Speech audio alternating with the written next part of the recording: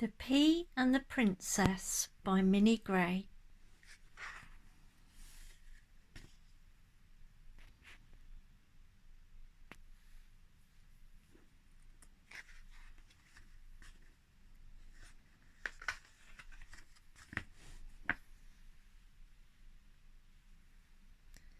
Many years ago, I was born in the palace allotment, among rows of carrots and beetroot and cabbage.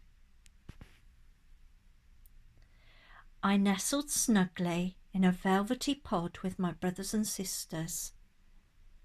I felt a tingle. I knew that somehow I would be very important.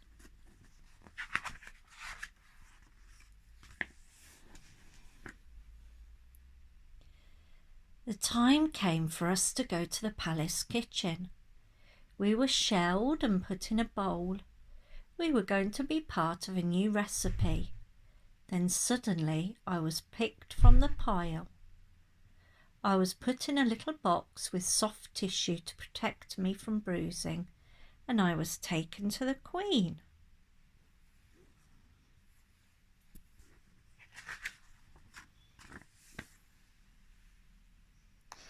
At this point in my story, I'm going to have to give you some background information. So let's start with the Queen. A year earlier, before I even grew on my pea plant, the Queen had been nagging her son. "You are nearly 34 years old, Prince," she said. "It really is high time you married. The public expect it, and your kingdom demands it. And if you are not married within 1 year, I am going to stop your pocket money."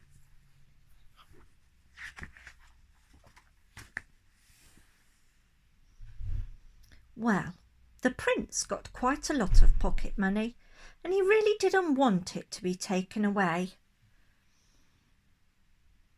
"I'll start looking for a bride immediately then, mother," he answered, and his search began.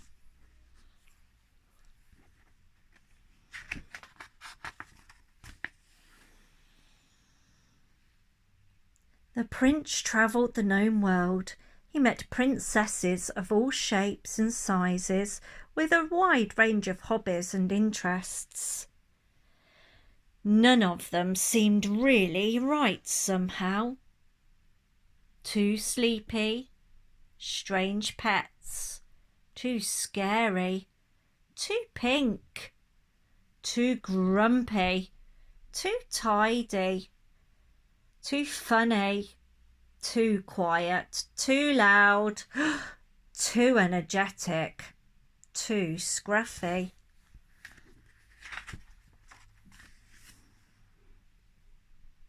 After a year's search, the prince returned home feeling glum. "Right, that's it," shouted the Queen. She stormed off to the palace kitchen, and she came back with me in my little box. "Now," said the Queen, "you listen carefully. This is something only queens know.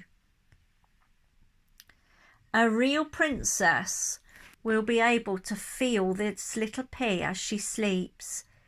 Even if she is sleeping on top of 20 mattresses and a feather bed, you are going to marry the first girl who can feel this pea under her mattress."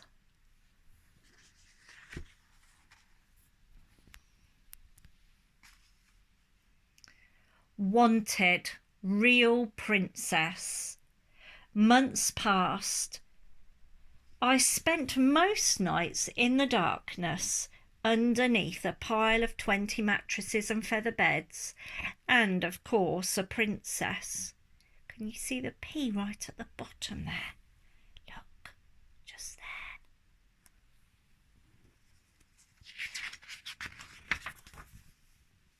In the morning, each princess would be asked, "And how did you sleep, my dear?" asked the Queen. The princesses had been properly brought up, and they always answered very politely, "Like a log, thank you, ma'am," Like a baby, thank you, Mum. And they all said, what a comfortable bed.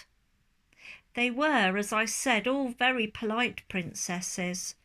The prince will never find a princess at this rate, I thought to myself. I must help somehow.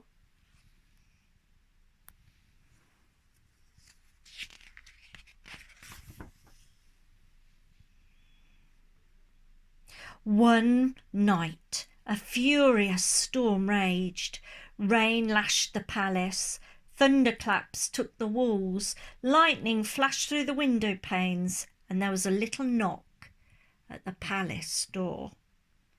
And a small, wet person in a mackintosh stood on the doormat. Could this be a real princess, do we think? Before she could say a word, the small wet person was put to bed on top of the 20 mattresses and feather beds, with me, of course, underneath.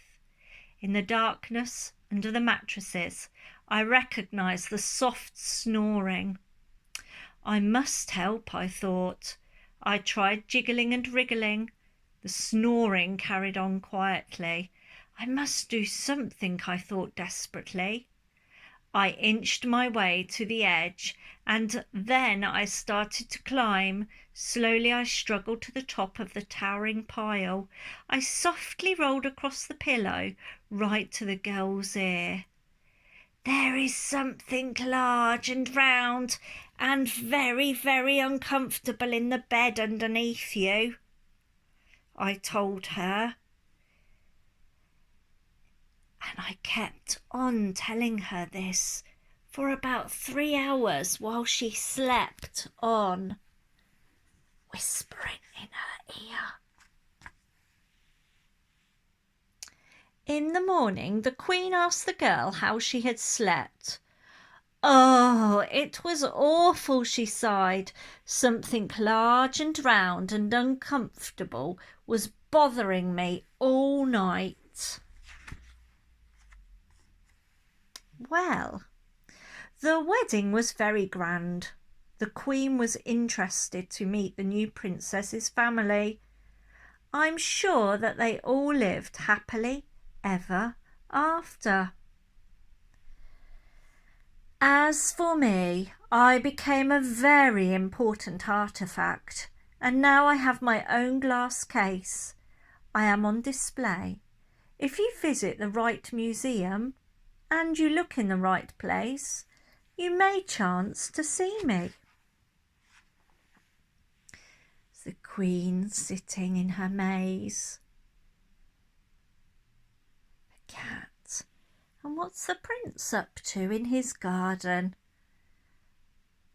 He's doing some gardening with his princess, of course.